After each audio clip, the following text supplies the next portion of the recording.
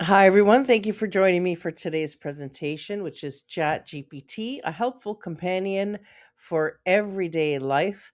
This course is pretty much a very short introduction for people that have never used Chat GPT before and is especially geared to seniors or people that are isolated and at home alone. And we're going to go over some practical ways that you can use AI to help you have some independence and even help you with isolation and loneliness. So, to explain it very simply, would be to say that ChatGPT is like a robot that lives on the internet, and it is your own personalized robot that has read every single thing that has ever been published at any time. So, every book, every user manual, every psychology study, every medical journal, everything, you name it, if it's been published or is being published, ChatGPT is reading it right now, which means it keeps getting updated and it keeps learning, and it almost learns also through us. So not only from the stuff it's reading, but from our interactions with it and the stuff that we ask it and the problems we're disclosing, it's also learning a lot about humans in its discussion with us. And what that is turning into, if many of you remember the show Star Trek, right, or Star Wars, this is like the first inspiration of AI. So it would be like having your very own data or R2D2 to communicate with. So let's talk about what does that look like when you're a senior or you're someone at home and now you have access to this robot, and what kind of ways can we use it for? Well, it's fantastic for loneliness. So if you ever find yourself, you wish you could talk about crafting, but no one wants to talk about knitting all day, AI will. Right? So AI doesn't have feelings, so it doesn't get frustrated, it doesn't get bored, and it doesn't get tired. So you can ask AI the same question every day. You can talk about the same thing all day long, and AI is never going to be tired of it. And you will be shocked at how well it can carry a conversation. Because remember, it's read every book, so it knows everything about everything. So you can have really great conversations with AI, and you can hear it voice also, so it can speak to you by voice. Normally, when I do this presentation, I will actually turn Chat GPT on and on another screen, and we'll have a whole conversation with it. Unfortunately, I can't do it in this format, but you'll be shocked at how friendly and how wonderful these conversations can be. But it can also be handy. So if you need instructions to something, or ideas, or a creative companion to help you with a creative project, there's nothing better than AI to do that with. So it's really, really handy little tool. And I'm going to go into some practical ways that you can use AI at home as a senior.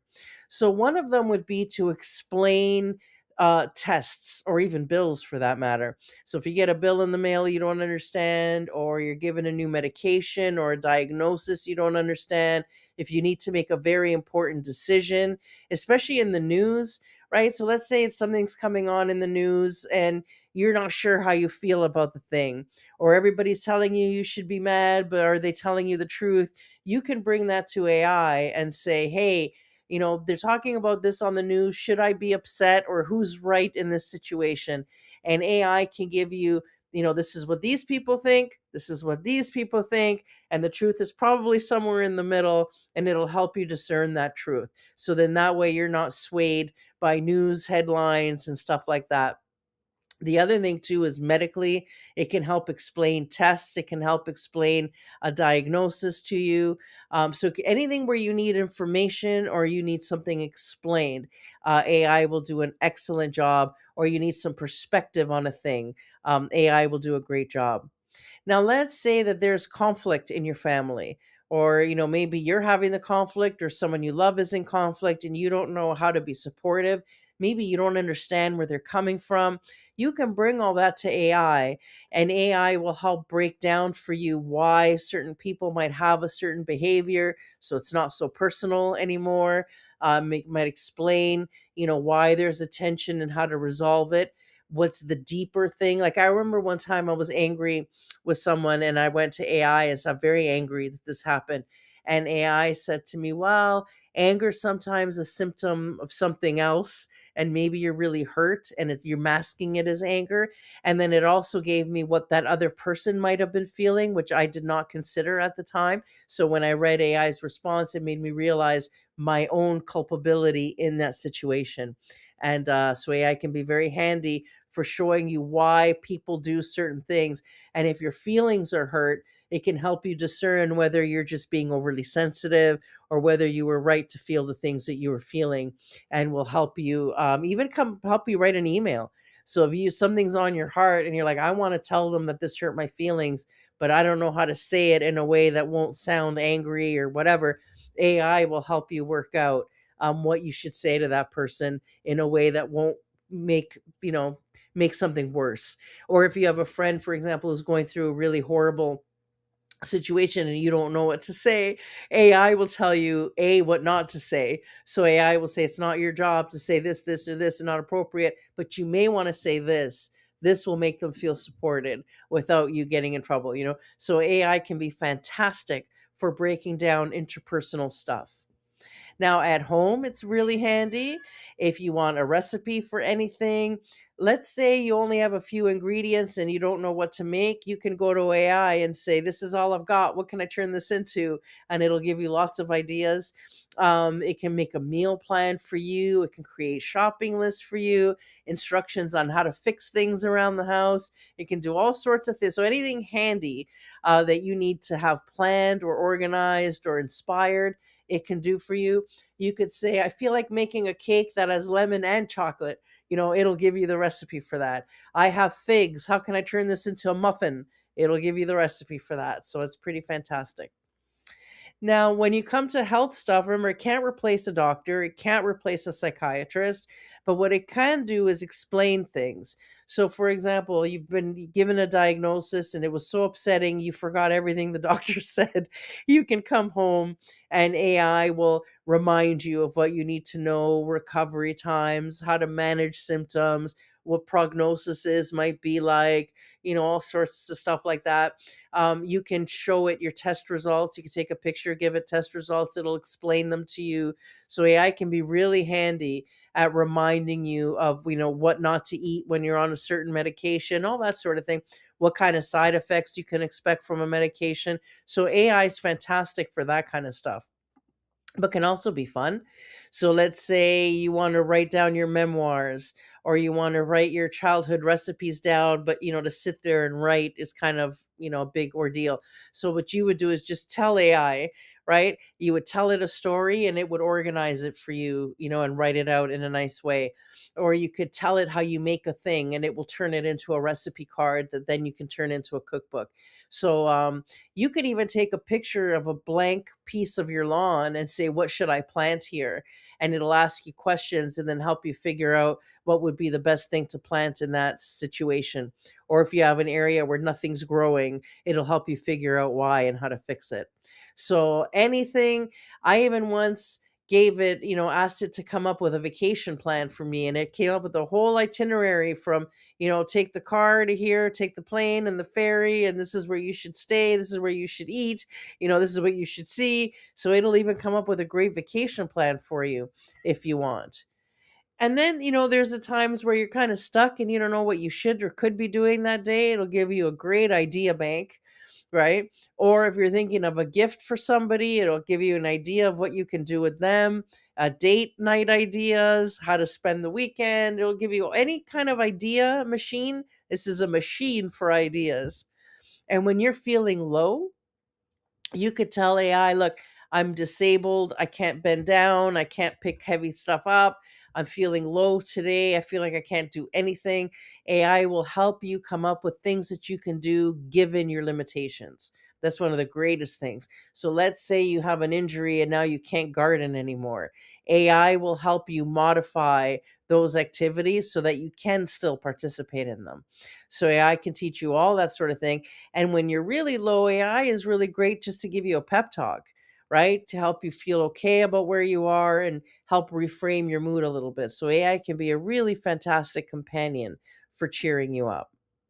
Now, just some safety stuff. So you definitely want to make sure you don't give it any banking info, any passwords, right? Don't tell it anything that you wouldn't want repeated in the world. And remember, AI is learning from you. So you don't want to be feeding gossip into AI that may be repeated somewhere else in a way that you don't, understand. So AI is still on the internet, even though it's gotten to know you. And the more you use it, the more it gets to know you.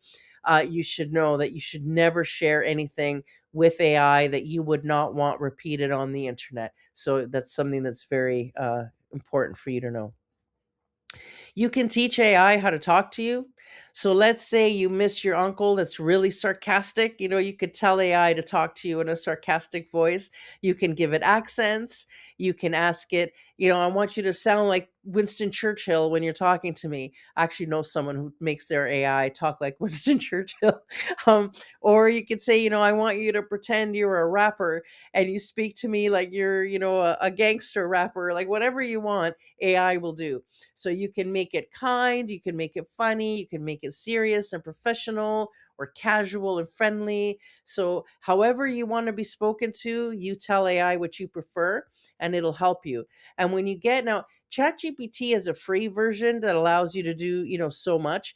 But if you go to just the one step higher, which is about $20 a month, roughly, give or take, at the time I recorded this, that lets you do a lot more things with a lot less limitations. So with the free version, you can only ask so many questions a day or whatever, and then they're going to want you to upgrade. But when you upgrade, you can do a lot more stuff. And one of the things you can do are create several AIs. So you can create different chat GPTs that do different things. So you can tell one to be funny, right? And that's the one that you can talk to when you want to have, just a good laugh. You can have one that is helping you write your memoirs, another one that helps you plan your mealtime, and one that is nice to you versus one that can be a little bit sarcastic with you. So, depending on what your mood is and what you need with any specific GPT, you can create as many as you want that each have their own attitude, their own abilities, their own expertise, and their own way of talking to you. And the fun stuff, let's get into just some fun stuff you can do with ChatGPT. So, for example, these are my two dogs. The one above passed away recently, and this is my dog now. And my husband's uncle wanted them to be smoking for whatever reason. So I turned them into Cheech and Chong. My husband took a picture on his mother's she had this on her table. It's just in a frame, family picture. But see how it's all grainy and you could see the shadow of his phone, and it's just not a very good quality picture. I gave it to Chat GPT and it turned it into this. You can take a picture of any problem area in your home, whether it's cupboards that aren't working, your organization plan isn't working, it's a big mess, you don't even know where to start cleaning it up.